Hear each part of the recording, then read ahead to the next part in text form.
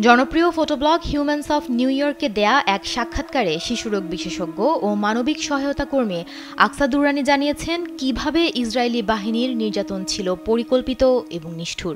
তিনি বলেন, চরম ক্ষুধার মধ্যে কাজ করতে হয়েছে তাকে, আর সবচেয়ে বেদনাদায়ক ছিল ইসরায়েলিদের ইচ্ছাকৃত বর্বরতা। ডক্টরস উইদাউট বর্ডার্সের এই কর্মী আরও জানান, তার ফিলিস্তিনি সহকর্মীরা নিজেরা ক্ষুধার্ত ও ক্লান্ত থেকেও রোগীদের চিকিৎসা দেওয়ার চেষ্টা করেছেন। তাঁবুতে তারা বসবাস করছেন এবং কেউ কেউ তাদের পরিবারের 15 থেকে 20 জন সদস্যকেও হারিয়েছেন। আকসা দুরানি আরও বলেন, এই ভয়াবহ নৃশংসতা থামাতে না পারায় তিনি লজ্জিত, কিন্তু তার এই লজ্জা বা বিশ্বব্যাপী প্রতিবাদ কোনো কিছুই ইসরায়েলের প্রধানমন্ত্রী বেনিয়ামিন নেতানিয়াহুর আগ্রাসন থামাতে পারেনি। দিনের পর দিন গাজা উপত্যকাকে পরিণত করা হচ্ছে এক মৃত্যুপুরীতে।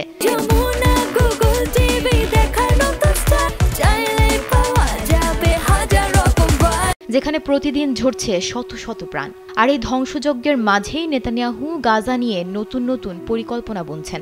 হাসপাতালে বিমান হামলায় বিকলাঙ্গ হয়ে যাওয়া শিশু রয়েছে, কারো হাত নেই, কারো পা নেই, কারো শরীর ঝলসে গেছে, নেই পর্যাপ্ত ব্যথানাশক। কিন্তু শিশুরা ব্যথায় নয়, চিৎকার করছে, তারা ক্ষুধার্ত।